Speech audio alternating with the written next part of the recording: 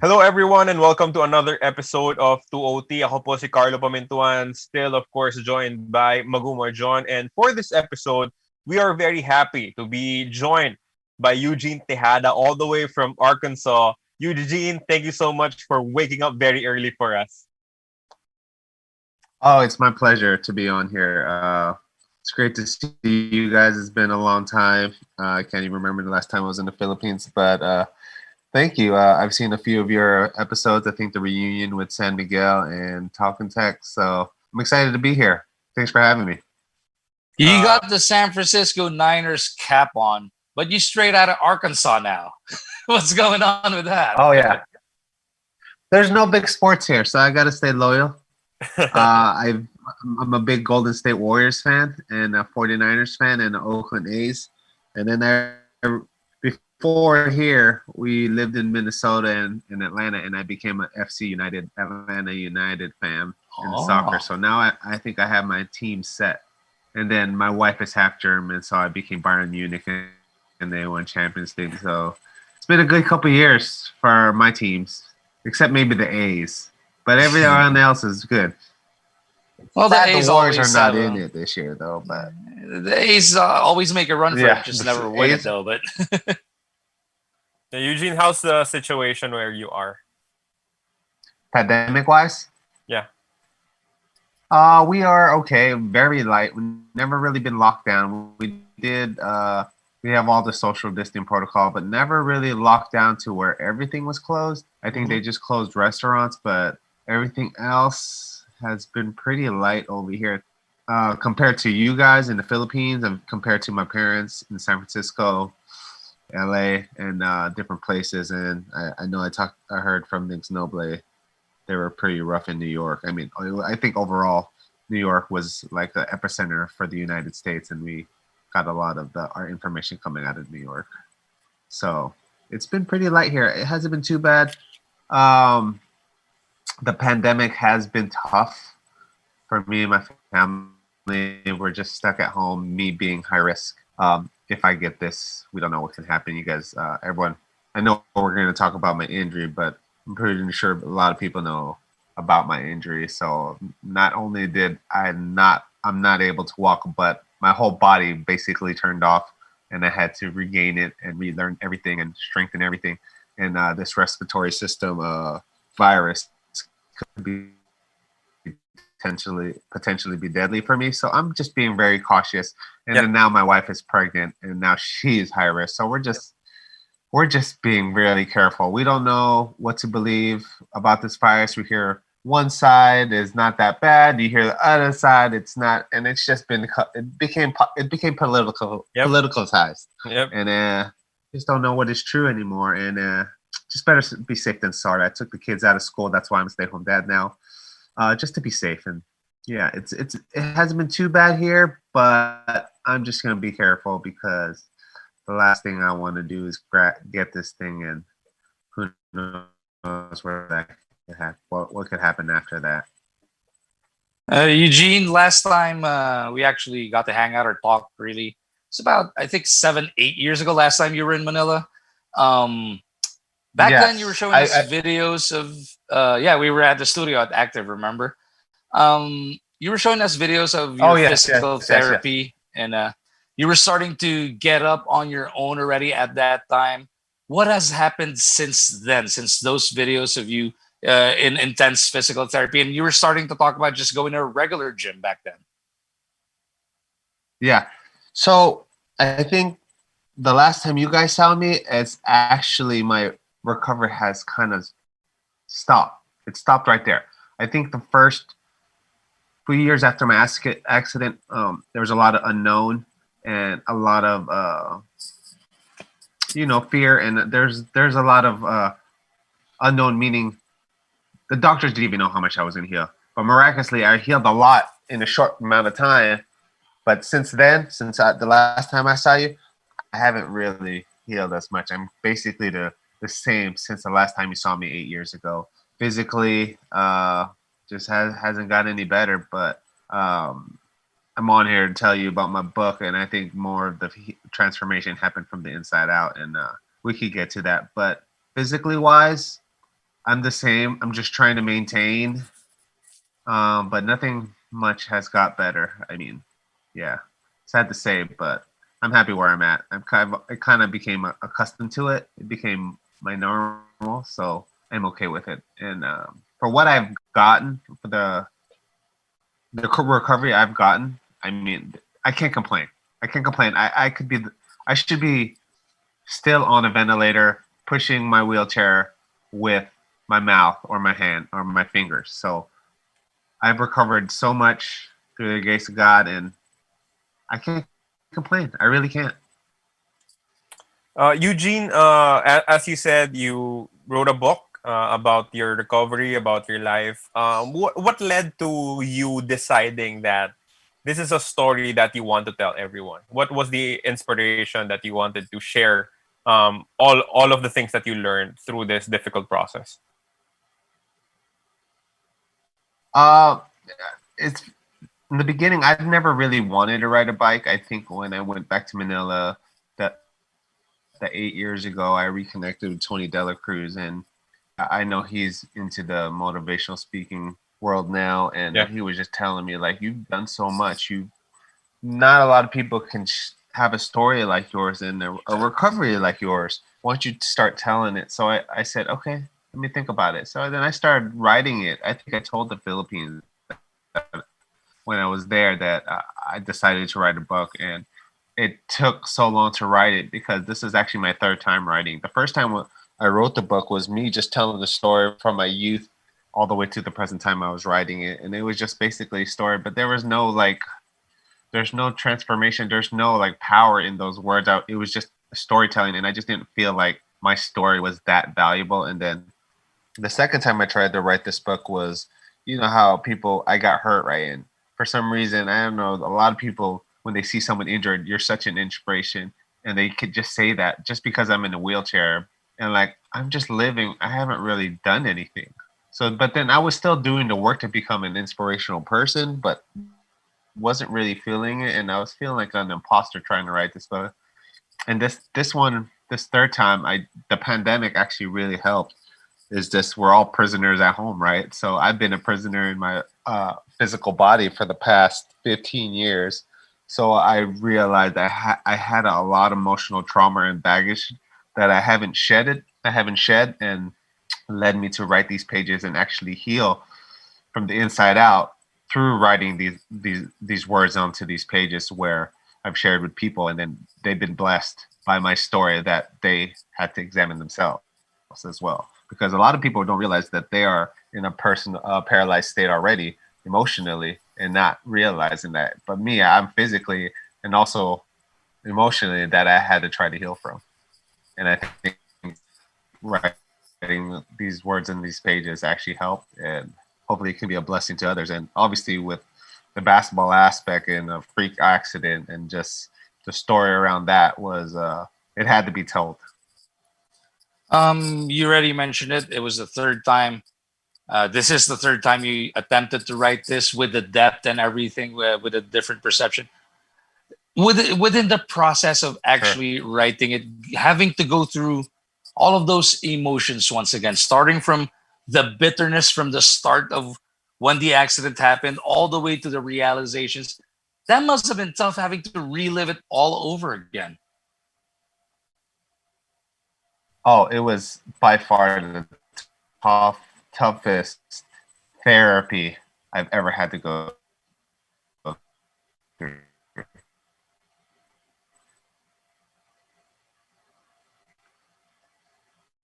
The physical stuff is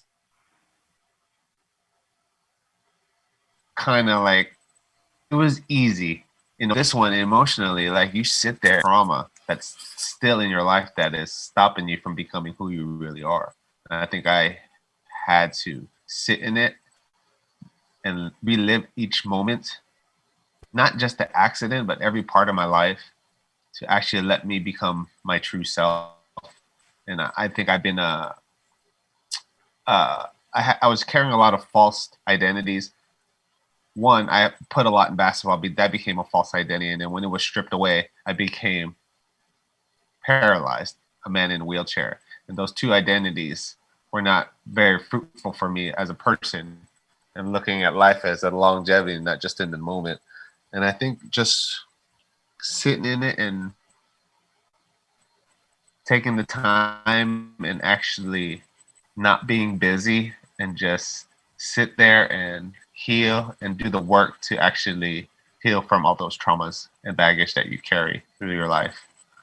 Yeah. Just going back to the unfortunate accident. Do you still feel the hurt when that's brought up, or when you see video of it? Do you still feel bad?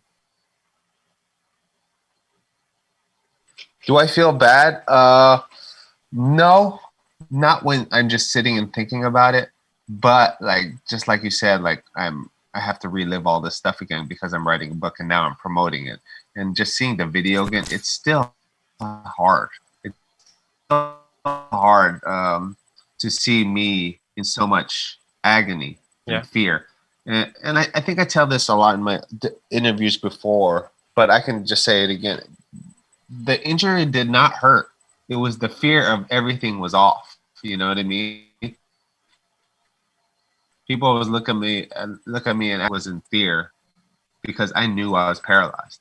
I couldn't feel anything. And if you look back at the video, you can hear me trying to scream that I can't feel anything. I can't feel anything. It was just like a light switch turned off, and it felt like once it happened, my hands felt like they were at my feet, and my feet were like by my ears, and me trying to move and twitch, and then everything just shut off. It's like it was like my body was like a computer, and it just crashed, and it just stayed broken, and you had to try to reboot it, but the signals are all messed up. Okay. And of course, for the younger generation out there, kung hindi nyo pa po napapanood, you can look it up in YouTube, or you can Google Eugene to see what was actually happening in his career at the time of the accident. Eugene was drafted 3 years before that by the Alaska Aces, and you did okay at Alaska, but it wasn't until you moved to the Pure Foods franchise, and that's when you really worked your butt off, and Coach Ryan took notice and gave you the breaks that you really needed, and your career was really on the up and up. Isipin nyo po, back then, kung ano yung hustle ng Mark Pingris, you can compare what Eugene was doing back in that season to how Mark Pingris played, right? So when that actually happened, and all of those horrific videos that we watched over and over, the hardest times, of course, was at the very start of this, Eugene, and going through that as you try to detail it in this book. What goes through your head at the moment when you were trying to relive it, to put it into words? Like you said, I was drafted by Alaska, never played, and this was the first time I've ever in my life was never part of a rotation, or I never played, and I didn't know my worth. And like I was telling you earlier, that I put all my eggs in one basket, meaning I put all my effort. I had no other skills than playing basketball.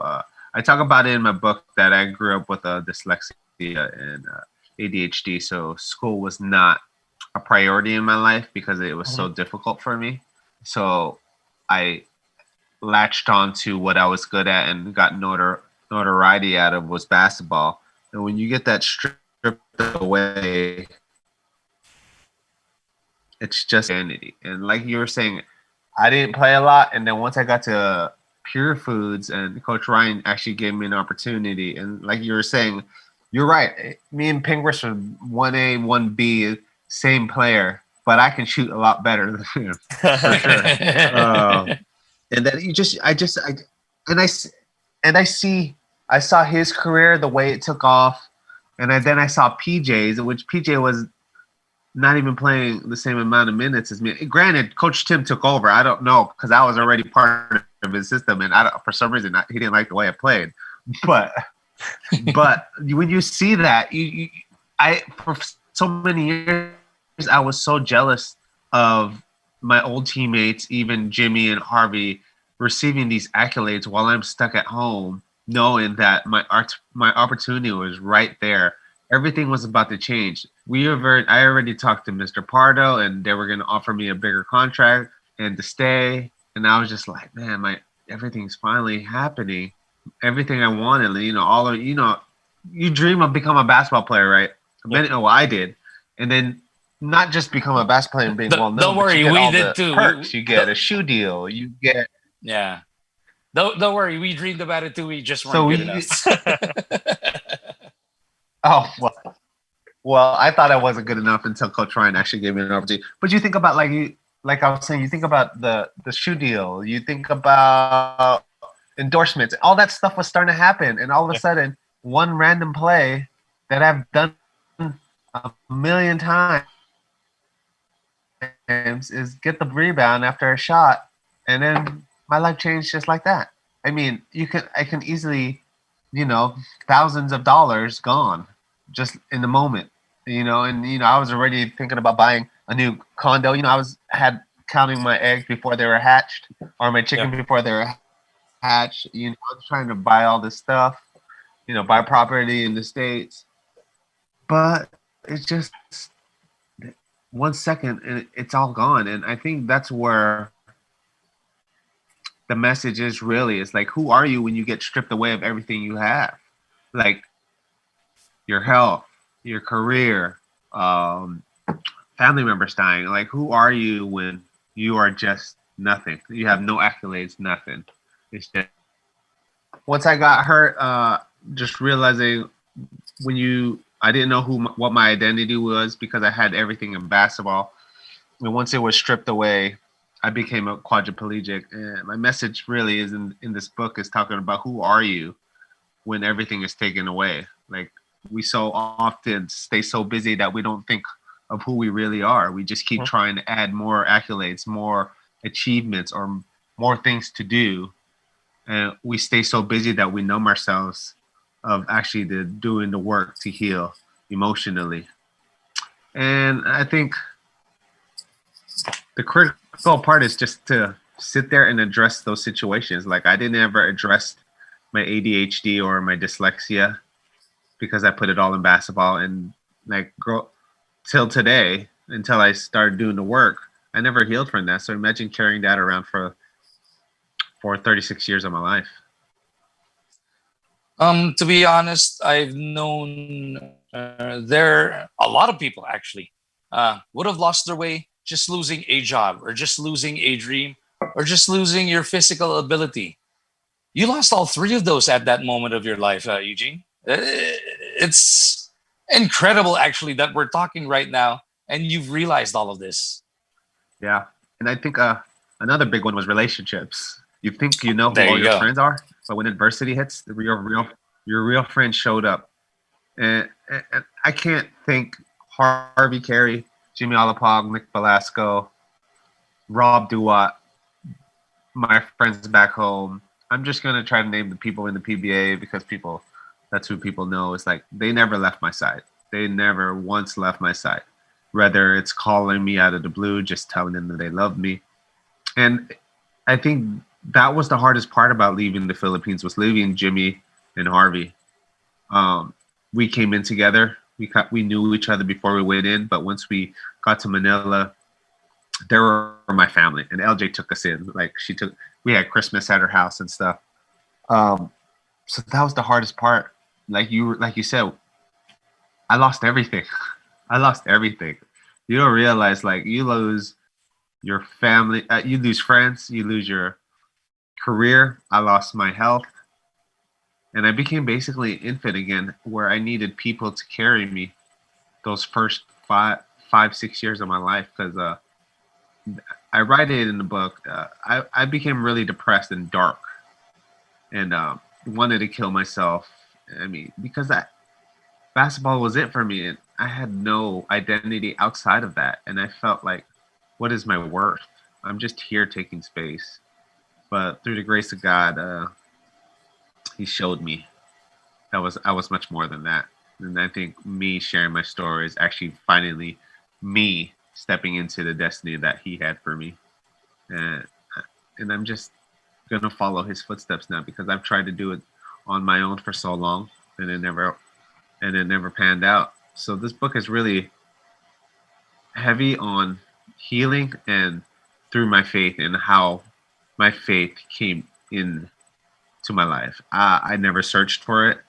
It just came like out of nowhere. And I think I'm grateful for that I'm still here to be able to share my story with the people. And I'm sure the people in the Philippines always ask what's happened to me. Like, I get Instagram messages and messengers all the time, and I never really answer them because I never knew how to answer it. But I do have the answer for true transformative, redemptive healing, because all the physical that you see is all just a manifestation of what you think a person is, not who they really are. And is it just one aspect? I really can't wait to read this book, because the way you're talking about it, it's a combination of everything. Your support system, with your family, with your extended family, with your friends, as you talked about, with yourself, of course, your personal inner strength and your faith. It has to be all of those as a combination, and it has to be how you interact everything together. You can't do one without the other, right? No, you can't. I think once I actually let God into my life, it all just, it's like a veil coming off from your eyes, like realizing this all thing is all me being in the way of my true redemptive healing, and actually being a person where people can go to for a source of inspiration and hope, especially in this time. Like I told you earlier, that this pandemic really hit me hard, becoming a prisoner now in my own home. So I had nothing to do but think. And I think I wrote the book. And I know a lot of people out there are stuck at home. And I've seen the statistics about depression and suicide right now is really high. And I think if this book helps one person not take the next step to harm themselves, or the next step to get in a deeper depression, then I've done my job. It only takes one person to read this book, and that's my goal. I never made this book to make money. I feel like that's not that important to me anymore. After I got hurt, the only thing I ever wanted was someone to love me for who I am with all my limitations, and I found that. And through God's grace, blessed me with 2 incredible twin boys, where in the beginning, didn't think that was going to be possible. Like I said before, your whole body turns off. It's like a light switch, and you have to regain. So there's a lot of doubt there. I've been blessed with 2 boys, twin boys. And another one on the way, right? Oh, that's right. You're right. And another one on the way. It's not here yet. Pandemic babies. They're popping up. But yes, so I've been really blessed. And like I said, this book is not here to make me famous or put me on a pedestal. I think that was the core behind that first try, was I was trying to become famous again.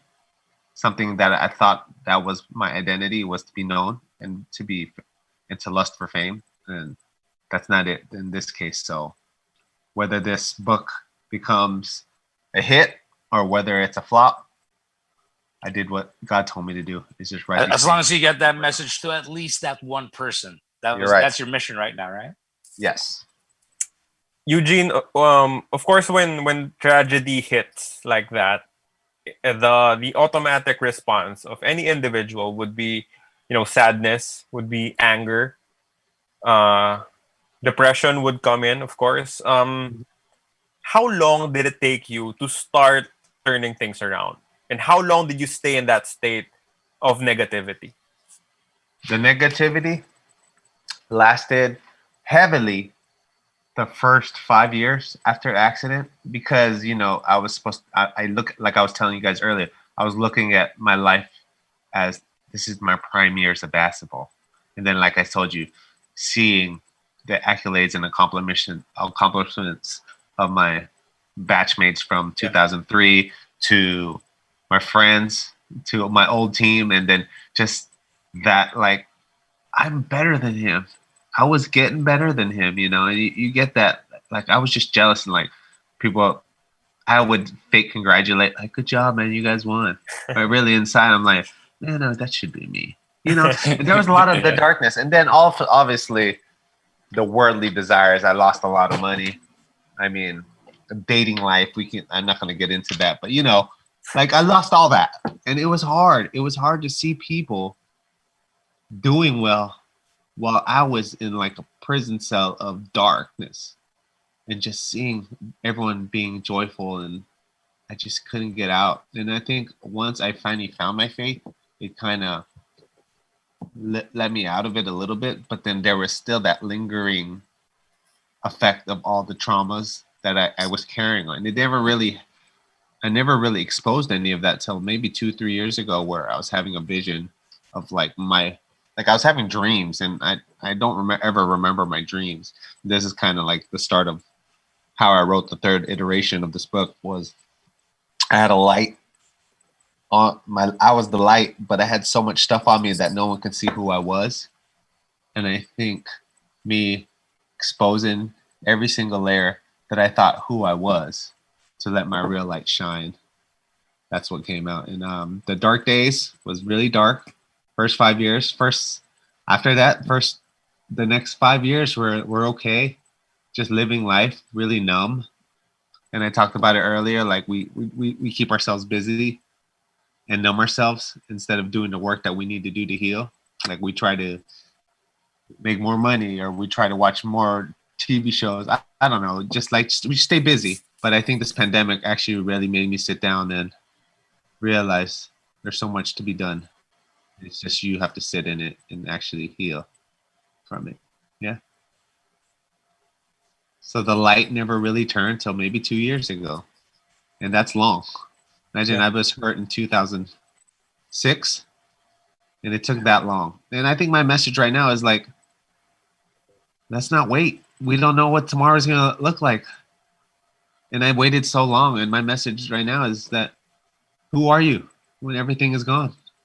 I think that's the one thing that that's going to last forever. And it's good to focus on the moment, because the moment is important. But when you focus on the moment too much, you forget about eternity and longevity of life. Because in basketball is what?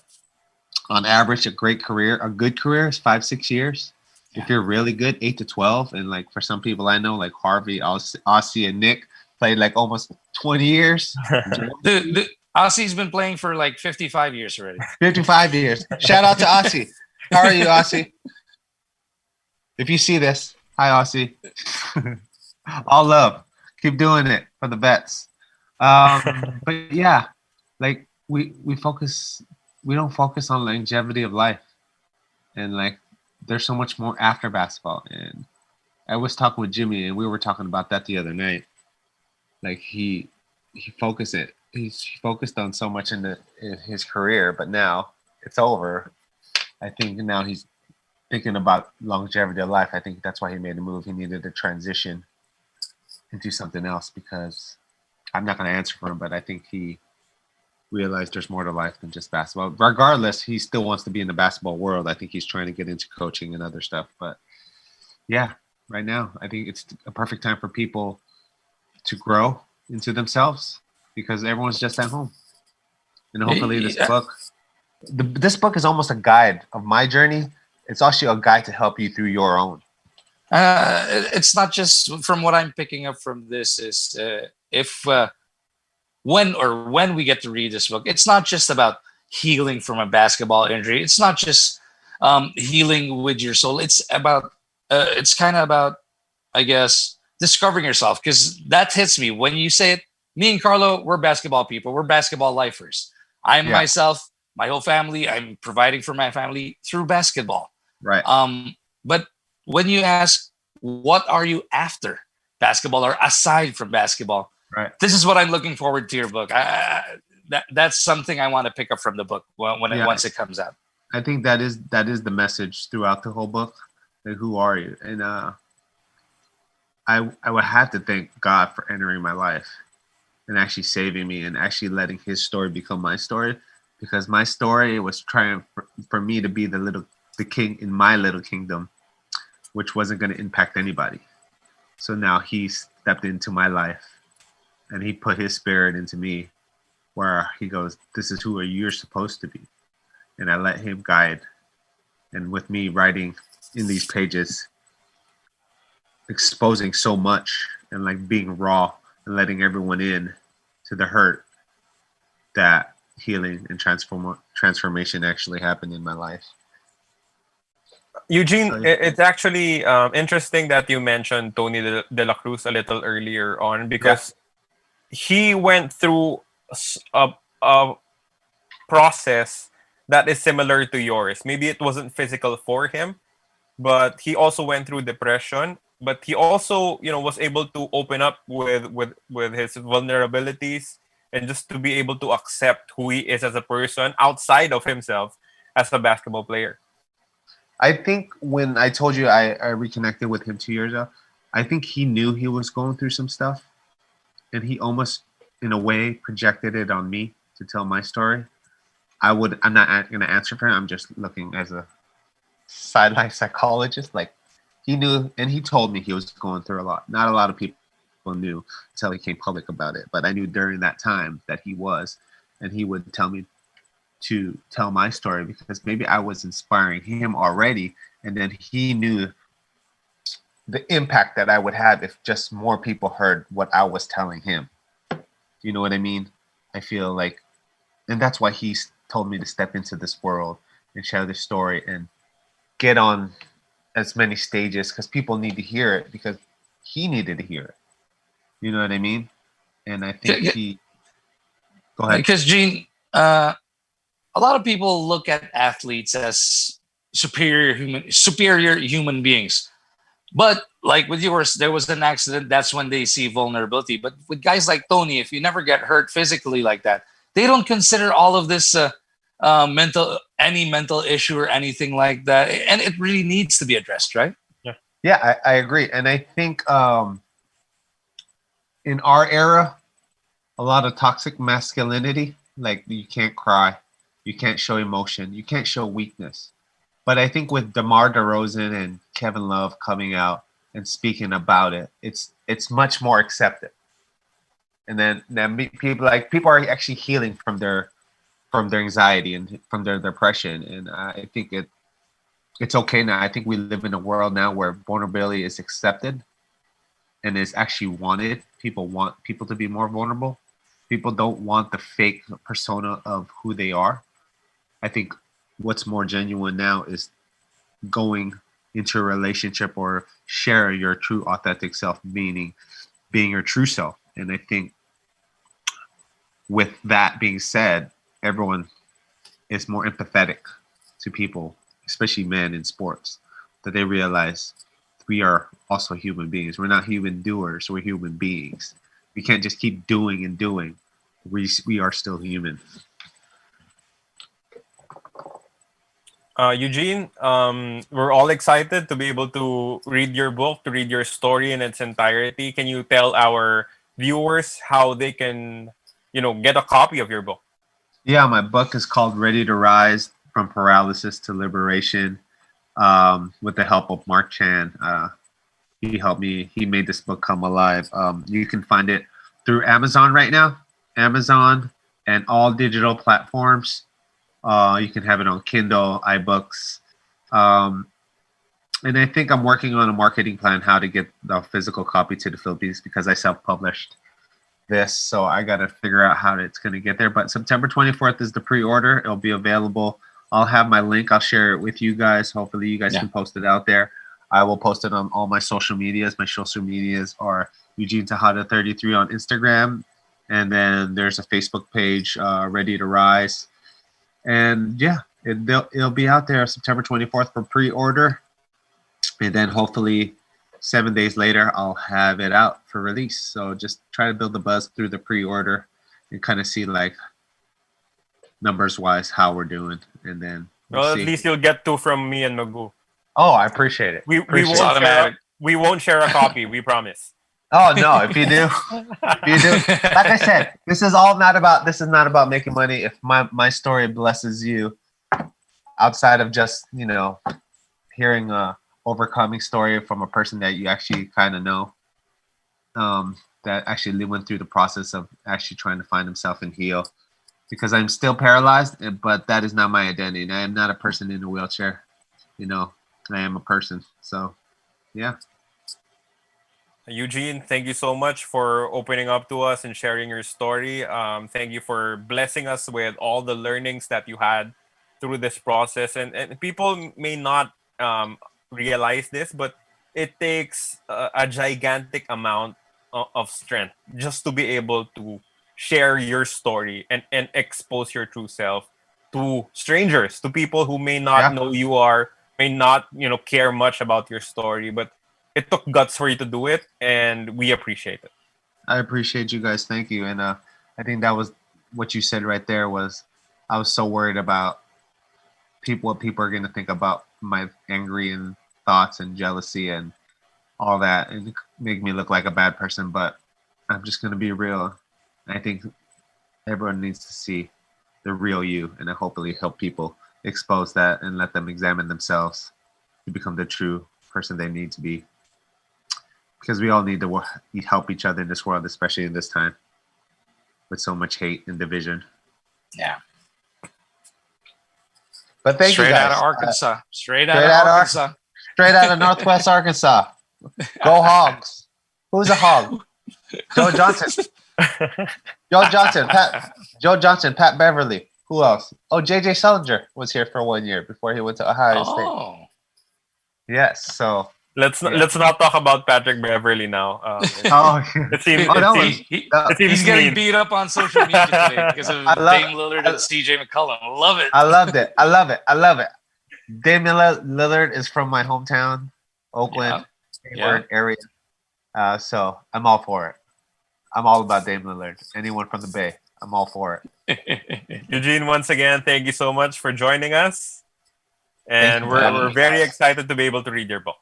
And hopefully, lahat po tayong nakatutok sa Tuti, September 24 po, makaka-pre-order na tayo. And a week after, it is slated to come out. We'll provide all of the links once Eugene provides them to us para makatulungan natin kayo makuha yung mga link na yan.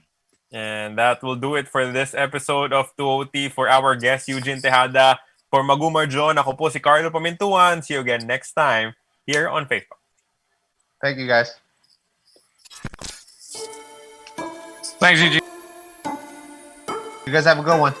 I wanted to keep digging at it, but I'm like, I don't want to spoil the book. So exactly. I wanted to keep, I'll just ask this. There's a lot. I exposed everything.